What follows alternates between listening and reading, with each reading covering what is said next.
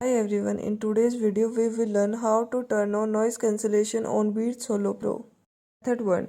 Turn on your headphones by unfolding them. You will know they are on when the LED under the right ear cup lights up. Press and hold the button on the left ear cup until you hear a chime. This will activate the pure ANC technology and turn on your noise cancellation. Method 2. Using the Beats app. Open the Beats app and tap on My Beats to display the device screen. Select your Beats Solo Pro headphones from the list of devices. Tap the noise control option. Toggle the switch for active noise cancellation on or off. Method 3. Using the iPhone settings. Make sure your Beats Solo Pro headphones are connected to your iPhone via Bluetooth. Go to the settings, then Bluetooth. Select your Beats Solo Pro headphones from the list of devices.